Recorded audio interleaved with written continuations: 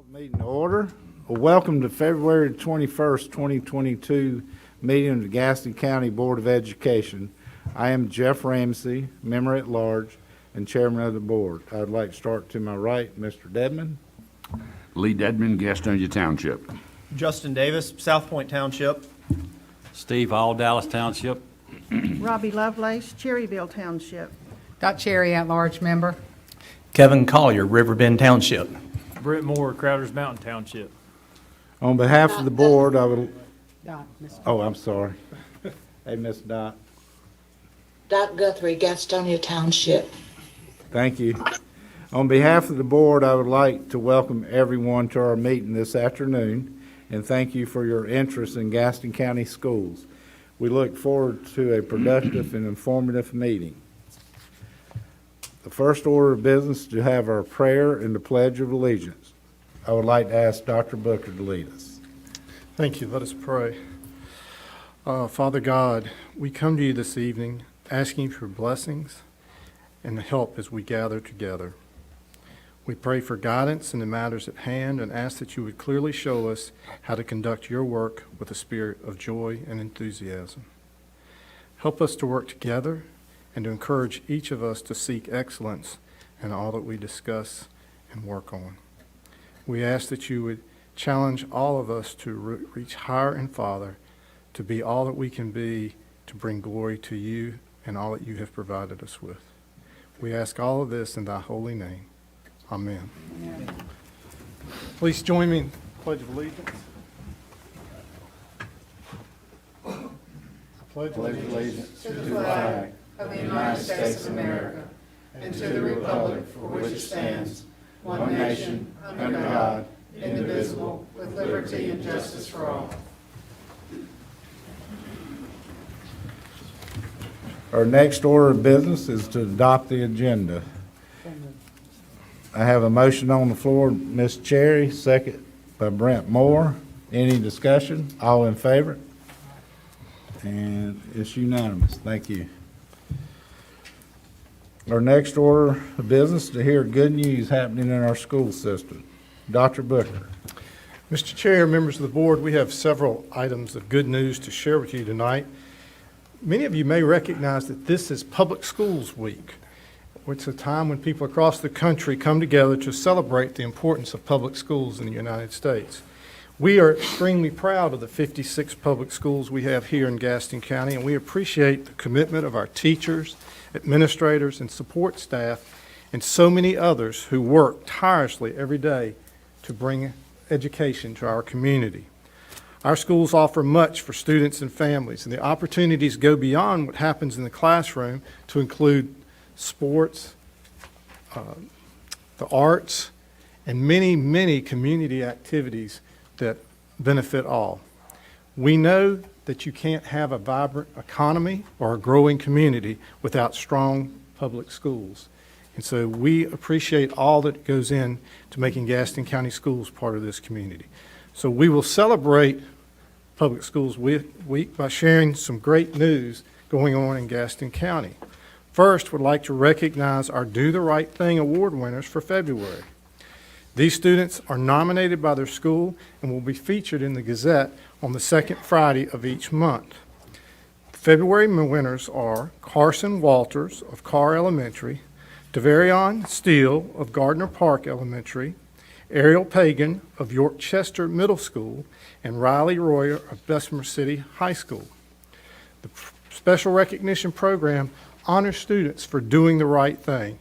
And we want to remind everyone that our big celebration where all the Do the Right Thing award winners will be in May. We also have a great recognition by the North Carolina Council for Exceptional Children.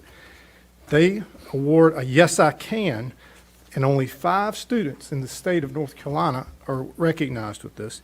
And our Timmy O'Shea won the award in the Independent Living category for the significant progress he has made. This award is intended to honor students who shine, and Timmy certainly does. He is a student in our Gaston Links program. As Mr. Hall knows, that's a partnership with Gaston College and Gaston County Schools, and it is a great opportunity for our students who transition over the 3-year period from 18 to age 22. It helps them with developmental challenges as they transition from the public school to the college and into the workforce. We are really proud that Timmy has been recognized for all he has done. We encourage you to look at our website for an article about this recognition. This is the time of the year where we begin a lot of our playoffs for our winter sports, and we wanted to recognize 5 students who won state championships in swimming, indoor track and field, and wrestling.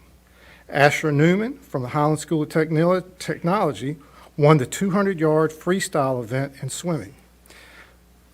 Alexa Willis from Stuart W. Kramer High School won the triple jump event in indoor track and field. Lauren Tolbert from Highland School of Technology won the 1,000-meter run in indoor track and field. Charlie Sly from Stuart W. Kramer High School won the 113-pound weight class in wrestling. And finally, Zach Courageous from Stuart W. Kramer High School, who won the 145-pound weight class in wrestling. In addition to these 5 students we recognized as state champions, we had a number of folks finish second and third, and we just want to recognize all of these outstanding accomplishments and also know that our basketball programs are still in the playoffs that begin tomorrow night. And speaking of basketball, Cherville High School Scott Harrell recorded his 400th career win as a head basketball coach, making him the winningest basketball coach in Gaston County.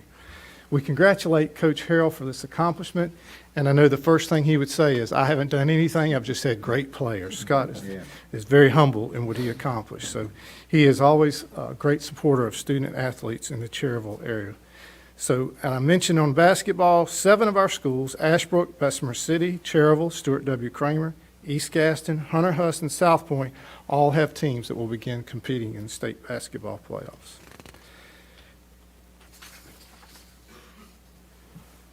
You know that we pride ourselves on our graduation rate. Recently, the state of North Carolina recognized 2 of our schools for a 100% graduation rate. Gaston Early College High School and the Highland School of Technology both had 100% graduation for the class of 2021. So that's a great accomplishment. And these certificates will be framed and presented to each of the schools. And then last, Ms. Guthrie, congratulations. The Board of Education received the Gold Bell Award from the North Carolina School Board Association. And one of our members, Ms. Dot Guthrie, is receiving a Certificate of Advanced Achievement from the School Board Association for all of the training that she has completed. So we wanted to pause, Ms. Guthrie, and congratulate you on all the training that you have done. And I see her nodding so she can see. Mr. Chair, that's the good news for tonight. Thank you for sharing, and congratulations again from our board, Dot, for a great I think we work. need a round of applause for all of the good news people. Mr. Chair, Yes. may I also make one great remark regarding the good news? In addition to everything that our superintendent shared with us this evening, I would like to acknowledge the month of February as Black History Month. And we have achieved many important accomplishments here in Gaston County, and it is important for all children, faculty, and staff to know how important it is to recognize the diversity in our schools. And I especially want to acknowledge Principal Jacob Barr at Sadler Elementary School and Mr. Jillian Wilson at York Chester for the extra efforts they've made in making certain that the resources are provided to classroom teachers and students in celebration of Black History Month. Thank you. Thank you for sharing, Ms. Guthrie. Also, I had a quick question on the perfect graduation. Is Highland and Early College still ranked number 1, number 2 in the Metrolina area out of 6 or 8 counties? They were in the last rankings. Yeah. This is wonderful news. The next item on our agenda allow the opportunity for public expression. This is time when the board will hear comments from citizens from matters of public concern related to our school system. We do have several individuals who have signed up prior to the beginning of this meeting. Our board policy sets aside first 30 minutes of our regular monthly meeting for citizens to address the board. We want to hear tonight from many as we can, so if our speakers will keep in mind as we hear from each of you, we will limit your time to 3 minutes. Our clerk will be our timekeeper. Before we hear from the public, let me outline the rules of procedure. Citizens wishing to make comments and who have completed a request to speak form prior to the beginning of the meeting will be recognized by the chair and then requested to step to the microphone to make their comments. Citizens will state their name, address for the record. Comments will be limited to 3 minutes. Members of the board do not respond to public expressions during public comment period. Public expressions does not allow for comments on confidential or personnel matters. Speakers who wish to give materials to the board will hand them to the clerk. The chair shall rule at all points during the public expression. And our first speaker is Cindy Scruggs Johnson.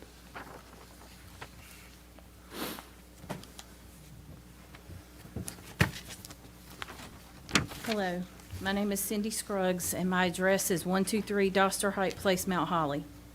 I was here back in August, and at that time I told you that I'm a very proud parent of 4 South Point High School alumni. Let me tell you a little more about them. All 4 of them are adopted, and all 4 of them identify as Black women. As a white person who's had the privilege and the honor and the responsibility of loving and raising these incredible women, I have learned that it's not enough not to be racist. We must be anti-racist. This means that we have to be constantly prepared to confront any and all acts of racism and white supremacy. In the summer of 2020, following the deaths of George Floyd, Ahmaud Arbery, Breonna Taylor, and others, one of my daughters called me crying, desperate to do something to combat injustice. So she and I created a series of actions as a guide for ourselves and others about how to be anti-racist with the acronym KNEEL, K-N-E-E-L. I wish I had time to explain all of the components of KNEEL, but I do not. I will, however, tell you about 2. The first one being E, stands for education. To us, this means educating others how to be anti-racist and also advocating for reform of racist policy and practice in our public schools. This is what led me to retire the Red Raider leadership team. You see, it's not adequate to be passionate about one oppressed group and ignore and remain silent about another. All of us, regardless of our race and our station in life, are gatekeepers. Our actions or inactions determine whether we dismantle or uphold racism and white supremacy. The N in KNEEL stands for Name Acts of Racism and White Supremacy. Make no mistake, maintaining the Red Raider and all other Native mascots while ignoring requests from the local Native community about to participate in dialogue about the impacts of the mascot on the community is indeed an act of racism and white supremacy. You are a board of education. Thank you, Ms. Johnson. Dana Frady.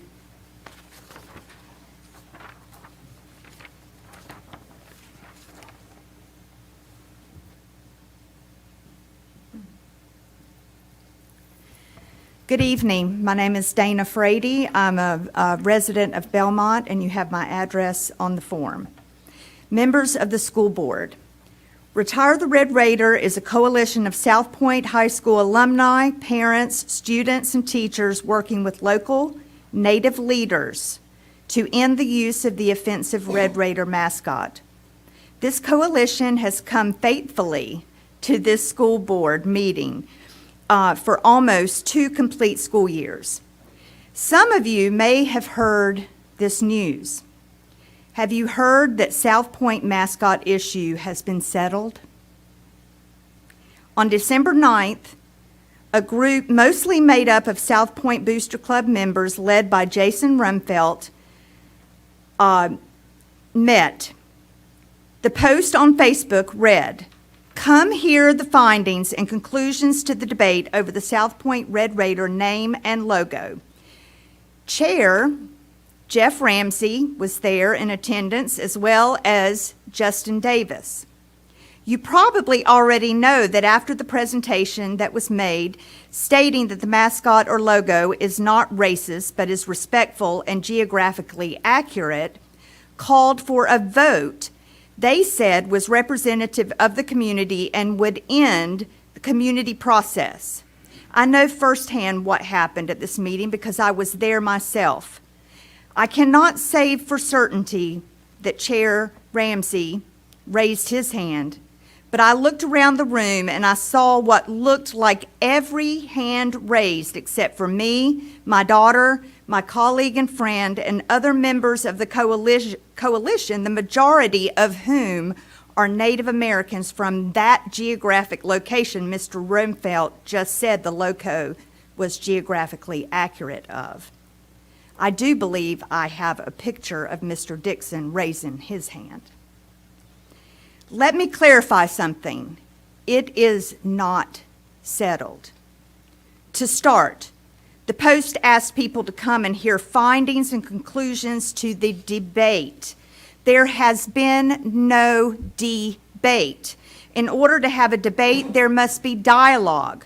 Oxford Languages gives the following definition to debate: a formal discussion on a particular topic in a public meeting or legislative assembly in which opposing arguments are put forward. Argue about, especially in a formal manner.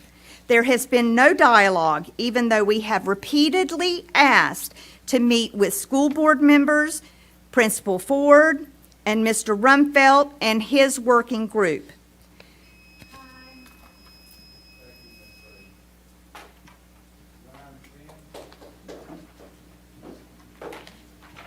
Lauren, Frady.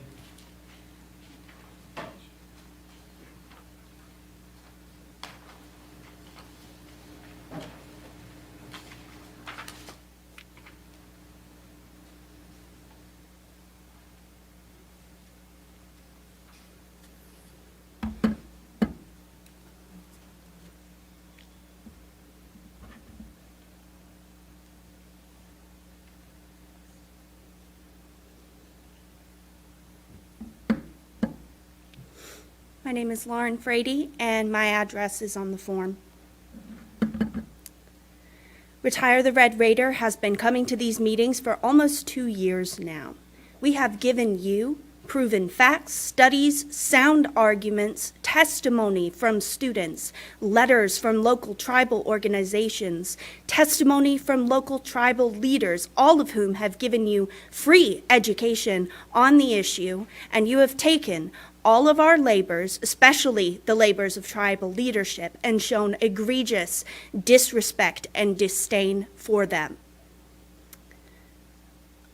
We will not be written off as some fringe movement just because we happen to have the moral clarity to stand up against an immoral majority.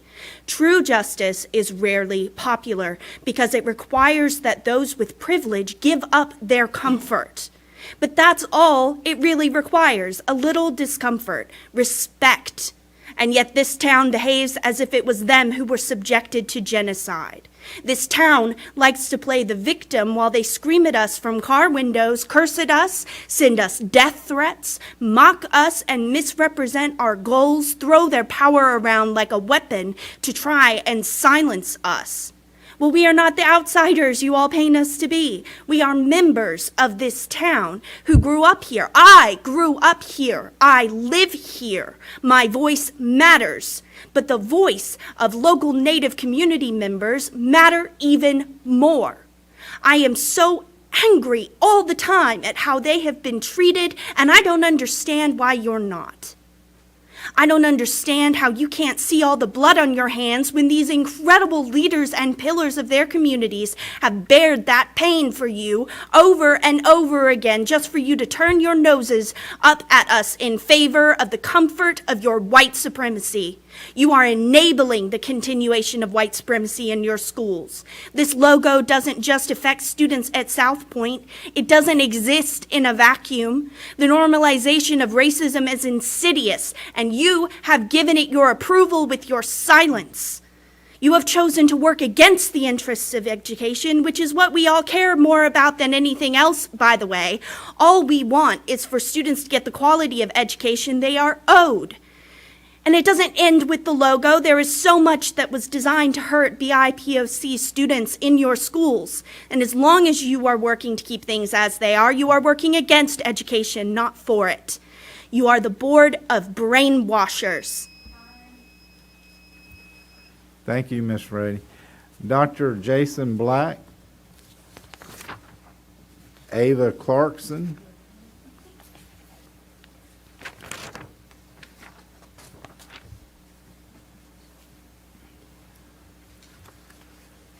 Hi, my name is Ava Clarkson and my address is on the form. I would like to read you guys a news headline from Mason City, Iowa. The Mason City Board of Education has voted to end decades of tradition and retire the Mohawk mascot and name. The board voted Monday to begin a transition process on Tuesday, and the Mohawk name, logos, and symbols will no longer be used by the school district going forward. During Monday night's school board meeting, people spoke for and against the change to the mascot and name that has been linked with Mason City schools for nearly 100 years. Those in support of the change say it's been time to change it and necessary to respect the city council, end quote. The controversy around the Red Raider mascot at South Point High School has been brought to you all's attention almost 2 years ago. We have continuously made the effort to be respectful, to keep our protests peaceful, and to make sure to uplift Native voices in this conversation. But lately, it feels as though we have been talking to a wall. We have tried pretty much everything to get this mascot changed, and still no action nor decision has been taken. Why? Why should it take countless Native people showing up here every single month for you to decide? How many more people need to come up here with tears in their eyes, begging for a change? I don't know much about what it's like to be in political office, but I do know that what you're doing is not right. It's just not okay. Each month you stay quiet, praying that maybe the controversy will go away on its own, praying that we will just let you off the hook. But remember that this council has a great privilege to be sitting here today with their profession, so we won't just let you off the hook. How can you see Natives suffering and decide to stay quiet? How do you sit and stay quiet? How do you continuously do nothing when you know all too well that you're enabling racism? How many more children need to show up? How many more students need to show up? What is it going to take for you guys to decide? You say this isn't the school board's responsibility, but don't Gaston County schools literally teach us students not to be bystanders? If you see something, say something. What happened to that? To quote Martin Luther King, he who passively accepts evil is as much involved in it as he who helps perpetuate it. He who accepts evil without protesting against it is really cooperating with it. The Mason City School Board in Iowa did something. So can you. Don't do nothing. Don't be complicit. Make a decision. Just hear us out and do something. We have been trying so hard, and we're honestly so tired at this point. It would be great if you guys could just give us any kind of closure. That's really all we want, and it's really not going to end until we get that. We just want to see eye to eye and finally, once and for all, just end this, because we're tired too. Thank you. Kerrigan Marlowe, Blake Marlowe, John O'Daly,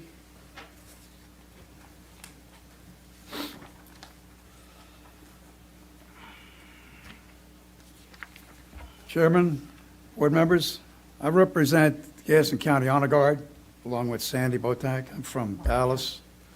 The reason we're here is because we're having a hard time getting our voices heard in each of these schools. We are not taking something. We want to give something. We want to donate. We have a scholarship fund going, okay, for 2 students a year. And we, out of all these, and the scholarship mainly is for students graduating high school going into college. We're going to give the student $1,000 twice, once at the beginning of the semester, once at the beginning of the next semester, okay? We get maybe 1 or 2 people who are interested in this. That to me tells me that people are not getting the message. And we're asking the board to talk to your counselors in these schools, in these high schools. Tell them there's money here that we want to give out. Now, you probably know we're nothing more than honor guard who goes out to funerals for vets and perform military rites of burial. People give us money. We don't ask for it. But what we have, we want to give back. And we're having a hard time giving it back. All we want is you guys here, whatever district you're in, get a hold of the schools that are in your district, get a hold of the principals, and get a hold, more importantly, to the advisors. And tell them that, hey, you got kids going to high school, going to college, here's an application. It's not very hard. It's $1,000 they can have for books, for whatever. I'm not asking what they spend it on. Just keep your grades up. Sandy, she's had some problems. I've reached out to the Gaston County district right here to get the scholarship posted on the website. So it hasn't been done yet, and I know there's a deadline for it. So we'd like to see it posted as quickly as we could so that it gives the opportunity for all the Gaston County school students to take advantage of this. I've also sent it to the the private schools, Gaston Day, Mountain Island, those ones as well. They've responded and I have the counselors for those 4 schools, but I don't know all the counselors for all the high schools here. So, ma'am, can you give me your name also? We put you in the record. Sandy Botka, B-O-T-K-A. Did y'all get that? Okay. And thank you. That's it. Timothy Allen Ramey? Yes.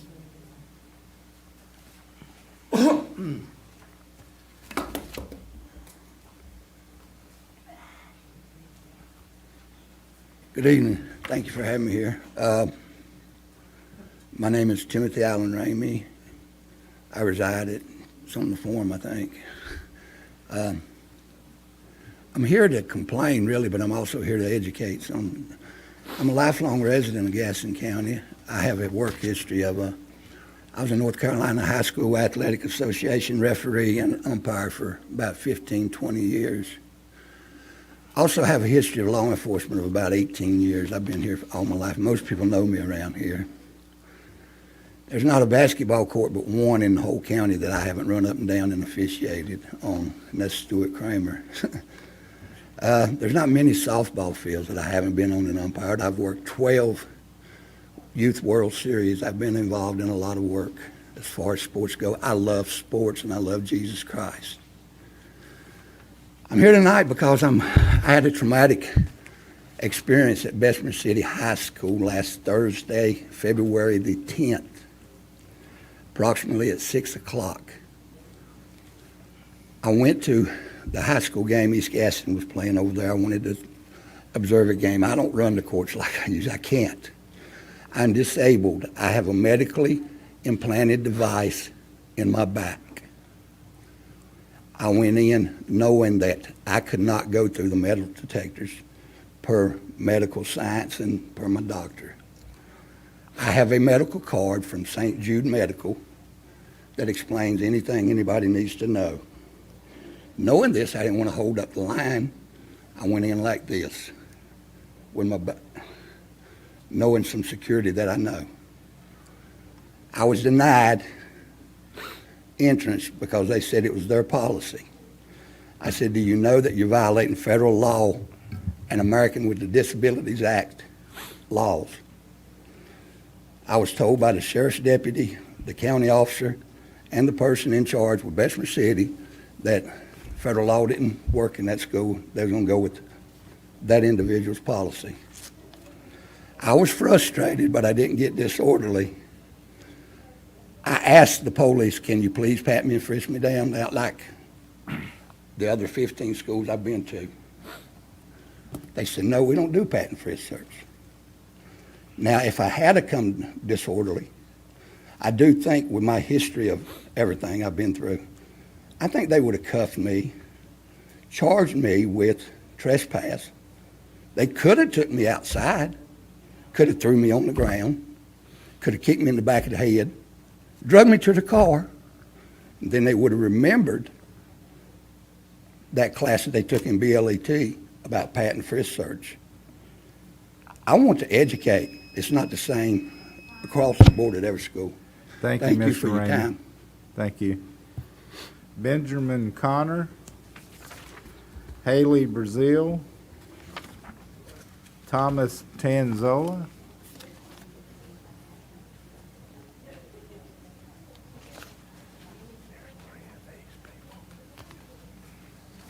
Good evening. Good evening. My name is Thomas Tanzola. I reside at 2017 Colchester Court in Belmont.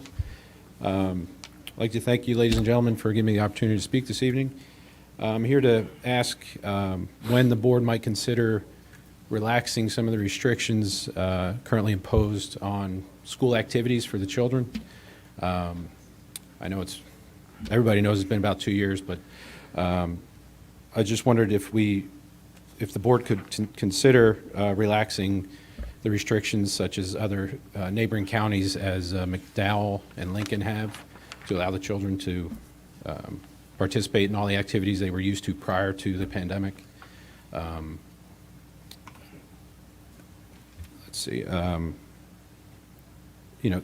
science and headlines are all pointing to, things getting better.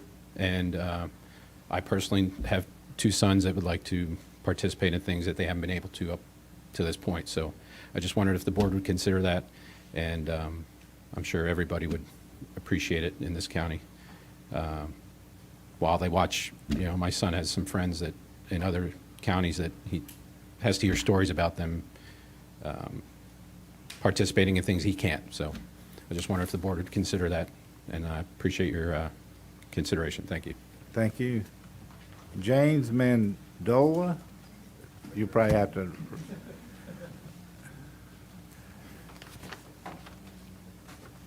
Yeah, you can work on, I'll give you your last name. James Medeiros. Medeiros. My address should be on the form, 2001 Colchester Court, Belmont, North Carolina. I'm pretty much going to echo what Tom Tanzola just spoke about. And the ask for easing restrictions on some of the overnight travel, knowing that other surrounding school districts, Lincoln County as an example, being able to participate in those type of events.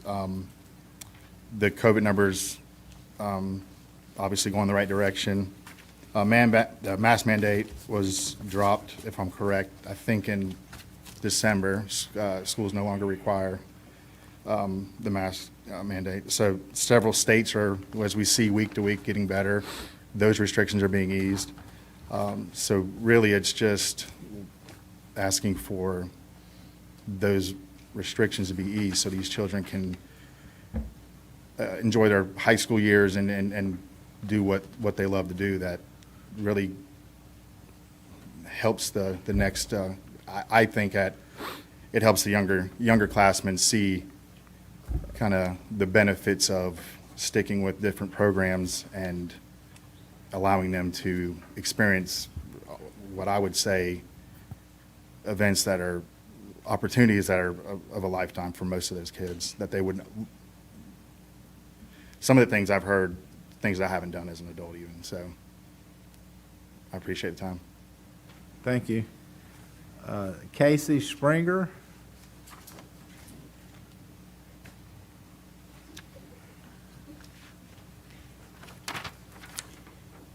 Hi, I'm Casey Springer. I'm on at 924 Edgemont Avenue in Belmont. I would also like to just throw my voice into easing the COVID restrictions. In high school, you learn a lot, you do a lot, you get to experience a little bit of life and a lot of friendship. You build bonds, and unfortunately, the restrictions that we've been under for the last few years is really impeding that. Kids are, slowly going into themselves. They are staying inside, indoors, playing more video games when they need to be out and experiencing new things. There's programs that are in the high schools that are there to benefit them if they so choose to follow that path. But unfortunately, they haven't been able to do that in the last few years with these restrictions. So I'd like to also ask and just see if it's possible to get those eased up so they can start experiencing these things before going out into the world and being supposed adults. As a parent as one of these supposed adults, the high school programs that he went through definitely changed his life. He could have ended up in a very different place than he is right now if he was under the lockdown that we have right now. It would have ended differently for him. But right now he is very successful, he is very happy, and he is a very strong and opinionated young man in the world today, thanks to some of the programs he was able to do before COVID hit us. So thank you for listening. I really appreciate your time. Thank you again for your comments. Although the board does not typically respond during the period for public comment, we do want to hear from the public, and we direct our staff to work on those issues that need to be addressed. Thank you again. The next item on the agenda is approval of corrections of minutes. This is an action item. The motions is for January 13th regular meeting and January 28th board retreat. Mr. Chairman, I'd like to make a motion we approve the minutes. Second. Any discussion? All in favor? Yeah, Ms. Guthrie. Yeah. Okay. Thank you. The next item on the agenda, it allows for a report from our superintendent, the COVID update. This is an information item. Dr. Booker. Yes, sir. Members of the board, just wanted to share with you, we continue to meet with the county weekly, and this is the most recent report we have been given. And you'll see on their key metrics that this week, the 21st, we have our first positive, all greens, meaning the indicators are moving in the right directions. This was good news in our meeting. The following charts are ones you're used to seeing, and you'll see a decline in each of these charts as we're going through. The case numbers on the next chart show the rapid decline. And then this chart, the 17.7 is this week's positivity rate, which you'll remember it peaked above 39% several weeks ago. Still at a rate that the health department would like to see further improvement, and the trend obviously is positive. Same with our hospitalizations. And so this just would be what we have gotten with them this week. I'll have Dr. Payne here who will give you more of the update on Gaston County, in particular our school system, and also about the change to the Strong Schools Toolkit.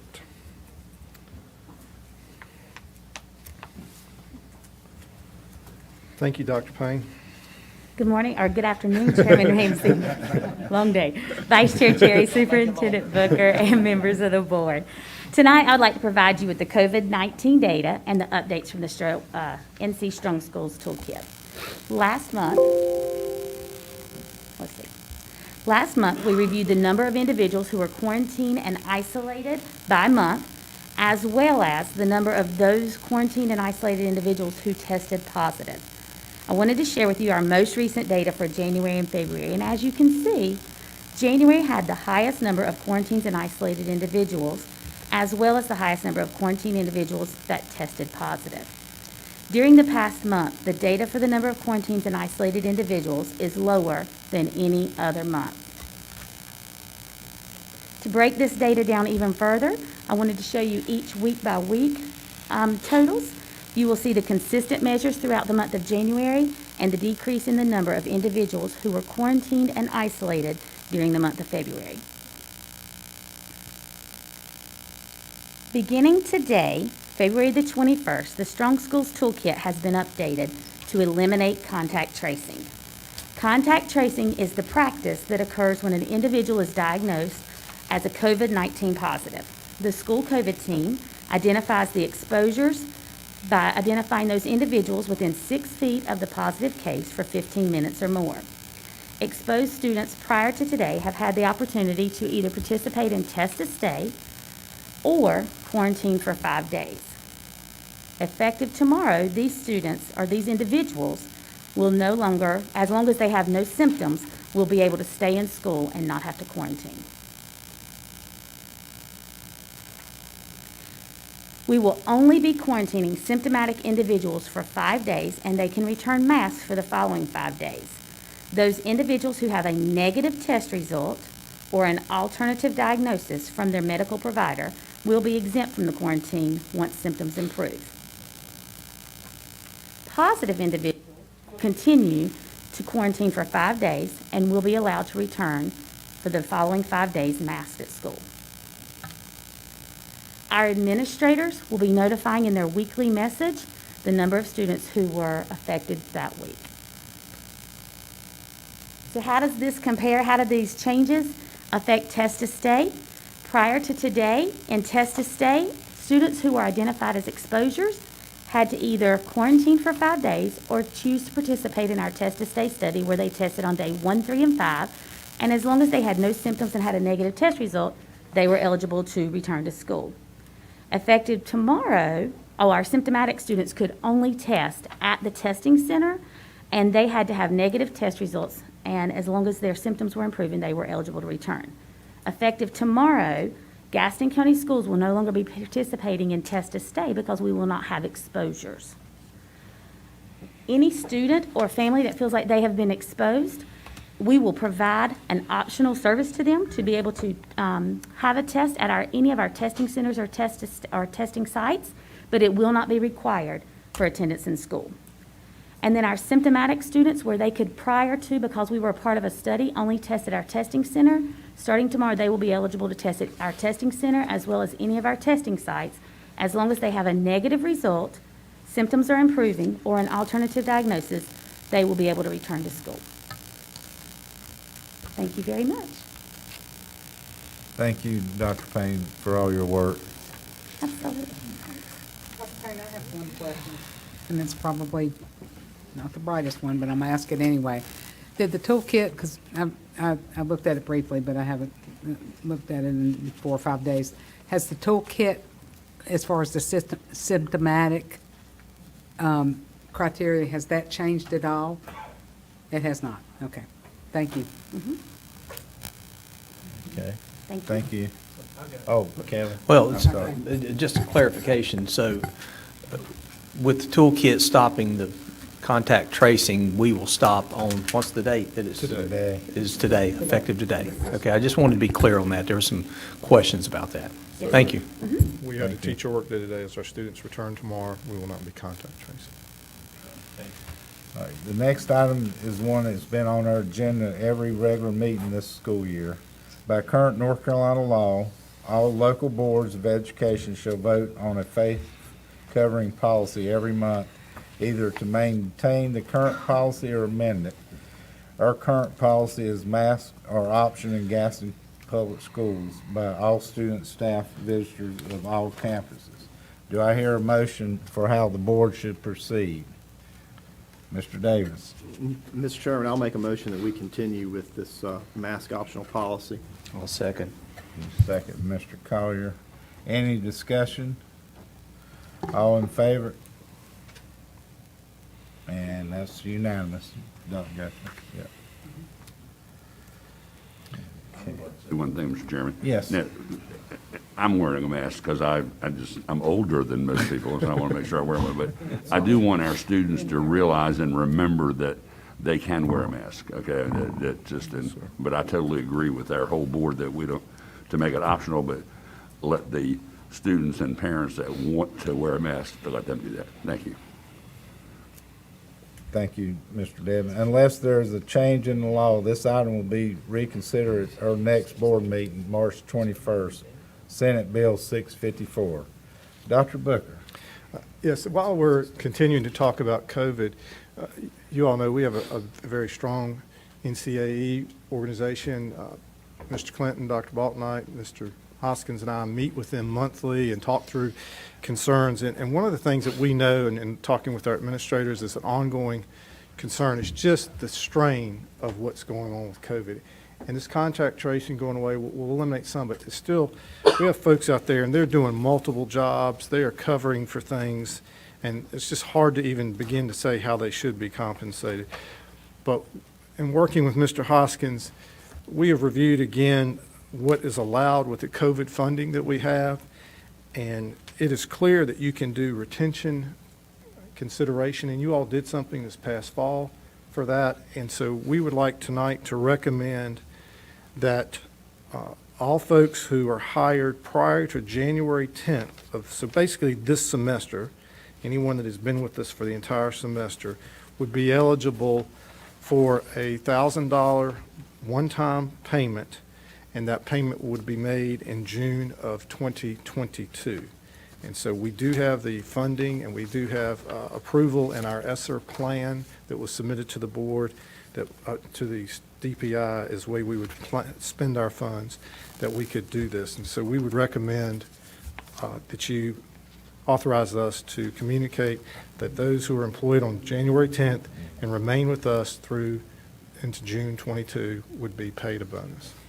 Do we need action item on that? Please. Okay, Dr. Booker. Mr. Chair. I wholeheartedly make a motion that we approve that. I'll second that, Mr. Chair. Collier. And Wholeheartedly. anybody would like to make comments or discussion before we vote? On behalf of the board, I'd just like to thank all of our staff and teachers going beyond their calling for being a teacher these last 2 years.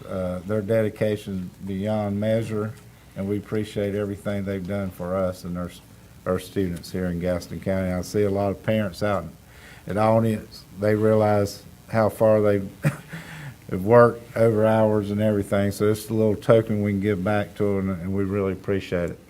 So that said, all in favor? And it's unanimous. Thank you. All right, the next on the agenda, calendar update. Dr. Burke. Yes, as you all know, we had some inclement weather the week of January 18th, and the first day was the day that we canceled school. It was a traditional snow day, as we would call, and then on the 19th and the 21st, we used remote days. We do have the ability in our calendar to forgive the January 18th date, and so we as a staff would recommend that the board amend our calendar that January 18th would be a forgiven day. Ms. Lovelace. I make the motion to waive the makeup day for January 18th, 2022. And I Mr. Chair. wholeheartedly second it. All right. Any discussion? All in favor? And that's unanimous too. Thank you. Next item on the agenda is report from our Operation Committee. Our Operation Committee Chairman is Lee Dedman. The other members are Dot Cherry, Kevin Collier, Brent Moore. Mr. Dedman. Ms. Cherry's going to give our report, Mr. All Chairman. right. Okay. The Operations Committee met on Monday, February the 7th, here in the boardroom of Central Office at 4 p.m. Our agenda and discussion included the following. Executive Director of Auxiliary Services, Dr. Morgan Huchard, gave a construction update for Greer Middle School. The land survey has been completed, and we are awaiting the results of the soil borings. LS3P, our architect, is currently working on site and floor plans, concepts, as well as construction schedules. Dr. Huchard also gave updates on all of the auxiliary service departments that include transportation, school nutrition, facilities, safety, and security. We were informed that an offer has been made to purchase the residential property that we own in Dallas for the tax value amount of $126,310. The upset bid process the upset bid process, timeline ended February 14th of this year. If there are no upset bids, the committee will recommend that the board approve the sale of this property at our March meeting.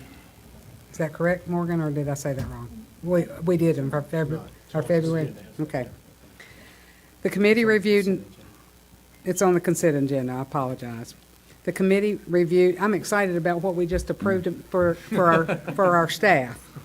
The committee reviewed and recommended approval of the following contracts: Hunter House High School pavement improvements, Gardner Park pavement improvements, Catawba Heights pavement improvements, East Gaston High School pavement improvements, and high school sports field upgrades.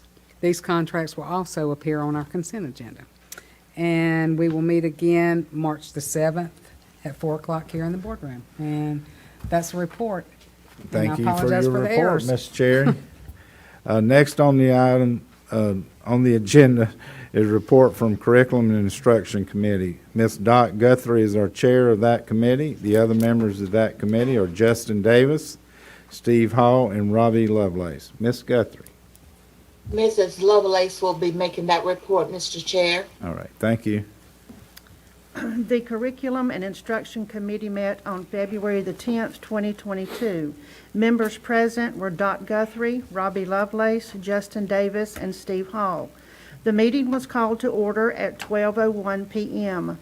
Staff presented the Academically and Intellectually Gifted Plan, also known as the AIG Plan, for information.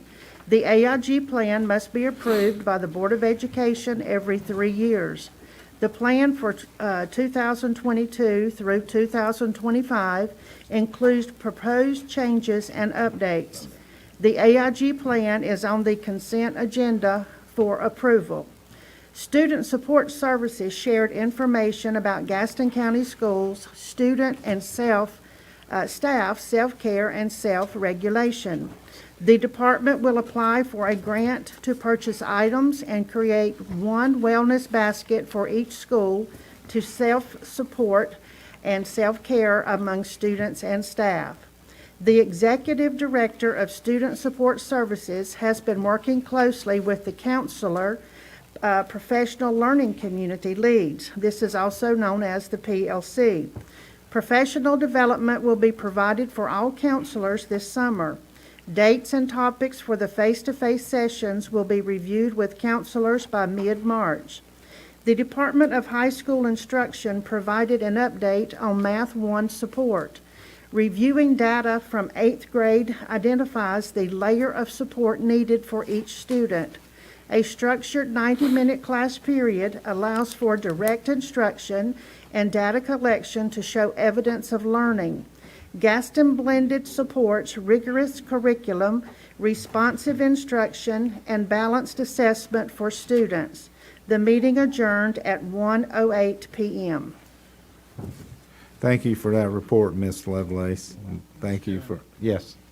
May I make just a quick comment?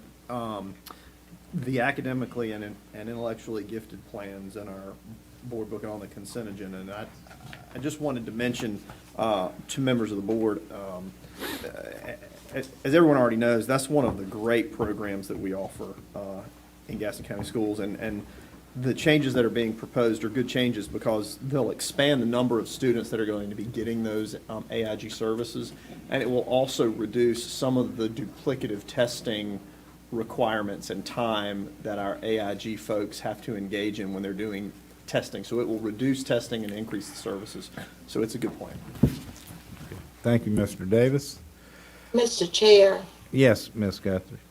in addition to what Mr. Davis shared just now, I do want to commend the teachers, the faculty, Dr. Balknight's staff for what they have done and for what they are still doing in spite of the many challenges and barriers that they have faced within the last 2 years.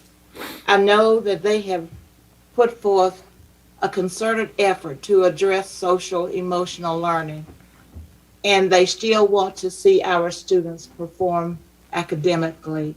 So I am just pleased, as always, to hear what's happening with instruction in Gaston County schools. Even though the teachers have faced the many challenges, their interest for our children and seeing them be successful achievers in the classroom has maintained.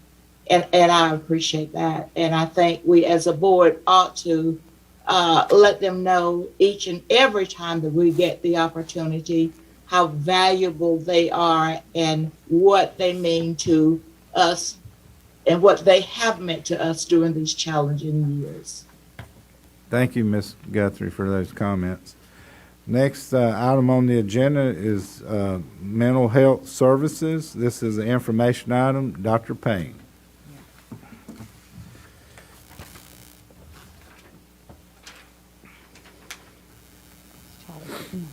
Good evening, Chairman Ramsey, Vice Chair Cherry, Superintendent Booker, and members of the board. Tonight, I would like to provide you with an update on our compliance with social emotional learning and the School Mental Health State Board of Education policy. Our local school mental health improvement plan was brought to you and adopted on May the 17th of 21 and submitted on September the 15th of 2021. And tonight, we would like to review the progress, which we will do annually as part of our plan.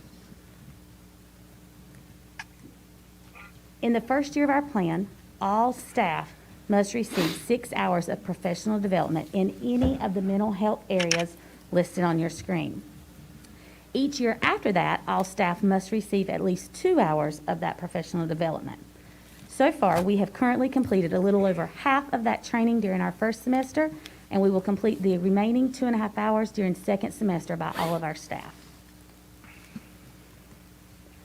Our Student Services Department will be working with, or is working with all stakeholders, including our families and our community agencies, to provide wraparound supports for every student through early identification, appropriate responses, and making referrals. Our goal is to provide the necessary interventions and support to equip individuals to engage or re-enter our schools successfully. Teachers have been and will continue to use morning meeting in elementary school, our connections block in middle school, and our advisory time in high schools as a time to focus on checking in and supporting our students. We will continue to provide training and equipping our student support services team at every school site as we build learner profiles for each of our students, aligning resources and supports for the individual student with the needs of our individual student, as well as guiding them and mapping out their plans through graduation. Every student's graduation plan will start beginning to really be a priority as early as middle of elementary and go all the way through their high school career, where we're looking at aligning the interest of the student with the choice options, our CTE pathways, and other opportunities to help our students connect during their middle and high school years, areas that they want to explore after high school with the courses that they take in school. In addition, our teams will provide individual, small group counseling as well as whole group counseling as part of the comprehensive counseling program, and they will tier their supports based on the needs of each student. Some of these supports, not limited to, but include school-based therapy, a check-in program, and mentoring within our schools. We are currently working through the RFS, or Request for Services process, with our community-based agencies in working with our school-based therapy groups. We've been provided an opportunity to collaborate with TSS with a grant that provides another layer of proactive measures to support student safety and mental health. Thank you for allowing me to share with you about the initiatives that we have to support our students and their mental health and their safety and well-being. Any questions or comments? All right, thank you, Dr. Payne. Thank you. Next on the agenda is Portrait of a Graduate. This is a information item. Is Dr. Bachnight. Good evening, board members, Chairman Ramsey, Vice Chairman Cherry, Superintendent Booker. I'm happy to share information with you about our Portrait of a Graduate. I'm sure that you've heard about this at the state level from our state superintendent. This is a state initiative that we just happen to already be working on. In our instruction committee, as we've been meeting over the past several years, we have been given lots of feedback from the committee about you all get feedback from parents in the community that when it's time to graduate, parents still have lots of questions and they don't feel that their children are ready. So as we worked with our groups and gathered feedback as to how we can work through that, we looked at our why. Why are we doing this? We all know that our vision for this district is to inspire success and create a lifetime of learning. So by doing that, we do that through outstanding employees, as we've highlighted tonight, and our community. We have a great partnership in the community. But this is what it's all about: a graduate of Gaston County Schools, a graduate that has character, knowledge, and future-ready skills. We have great partnerships with our business community, so we keep abreast of the job market and the things that our students will need. This is an example, and Dr. Payne just mentioned this in her presentation as well. We're working to develop learner profiles. This is so that our parents in elementary school will be informed to make the very best decisions they can for their student as a family before entering middle school. We have so many choice programs. We want our families to take advantage of that. We have courses in all of our middle schools that we want families to be aware of and take advantage of as well. We did share with you, and our families will receive those brochures soon in the mail. They'll get a middle school brochure if their students are going to middle school next year, and they'll also continue to get our high school curriculum guide in the mail. So this summer, as Dr. Payne mentioned, and next fall, we will work with our school counselors and school administrators and career development counselors with these identified groups. Our counselors will meet with our families and have conversations with them and help them as early as 5th grade prepare for middle school enrollment. And then again in 7th grade for high school enrollment. And when they get to high school, they're going to talk specifically about careers and courses as well. The following year, this will expand and this will become a district-wide effort. This will become as seamless as teachers, when the students walk in, saying good morning. It's important to have conversations every day with students about what are your goals? What do you want to do when you grow up? I heard a parent earlier today talking about, well, when they were in kindergarten, they wanted to be an astronaut.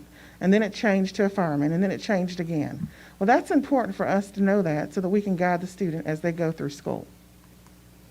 So we believe that if we are able to implement these learner profiles, which we're so excited to do this spring, this summer, and next fall, this will balance some of the concerns. You had someone speak earlier about the concern about scholarship information. We continue to work with our families to share the information, but this is one more thing that will help us get there, making sure that our students get to college, to the world of work, or to military. Thank you. Any questions? Any comments or questions for Dr. Bachnight? Thank you. This brings us to the consent agenda. There are several items on the consent agenda tonight. Please take a look at those items listed. Do I hear a motion to approve? Mr. Davis makes the motion, second by Mr. Dedman. All right. Any discussion? All in favor? That's unanimous. This brings us the time to our meeting to hear from our superintendent, Dr. Booker. Mr. Chair, there are several items to share with you this evening. First, I want to thank all of our families who attended our choice fair on Saturday, February 12th.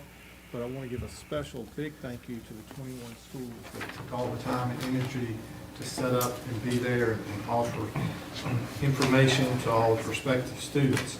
It's a great opportunity for our school system to put forth all that is going on and for parents to learn about. And I've received numerous comments and emails thanking me for the event and that they were so impressed with what our school system is doing.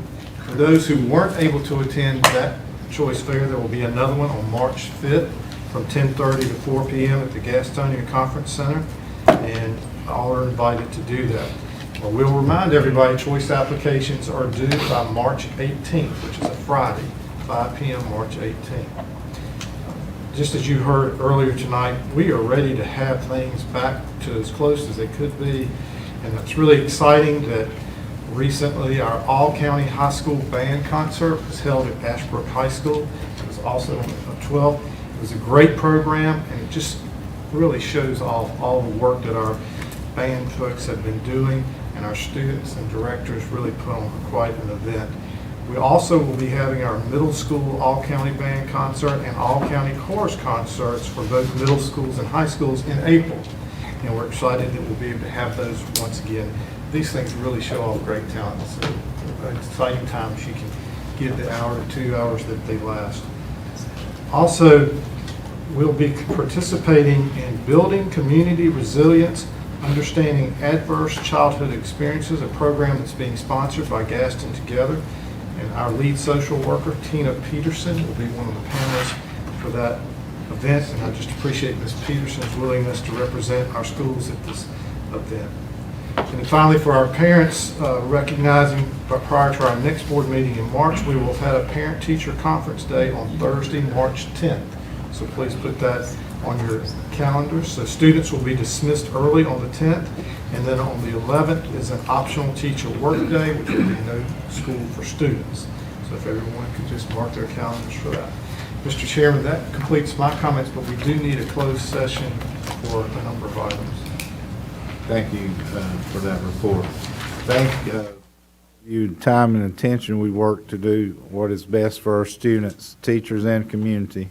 We look forward to our next regular meeting, which is scheduled for March the 21st, 2022. And also, your calendar, April meeting will be on the 11th instead of the 18th due to a spring break. So mark your calendars on that. And then also, we have two birthdays in February, 6 days apart, and both of them turned 50 years old.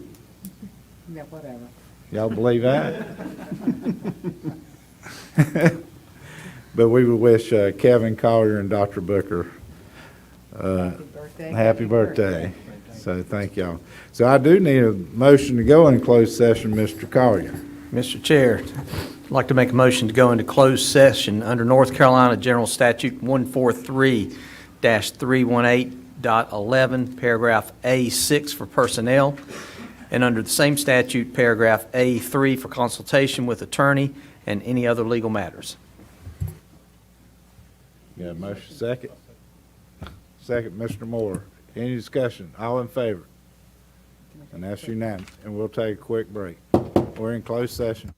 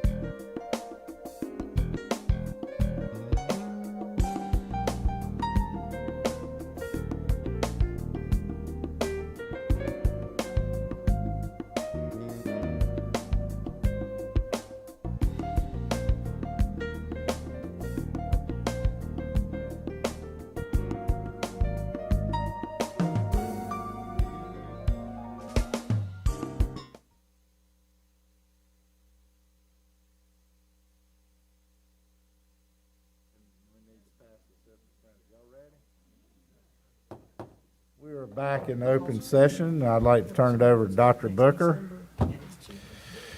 Members of the board, I would like to recommend Tawanda Smith for a 2-year assistant principal contract. Dr. Booker, I make that motion that we accept your recommendation. I'll second. Second by Mr. Moore. Any discussions? All in favor? And that's unanimous. Now I need a motion for adjournment. I'd like to make a motion that we adjourn, please. Second. All in favor? And we're adjourned. Thank y'all.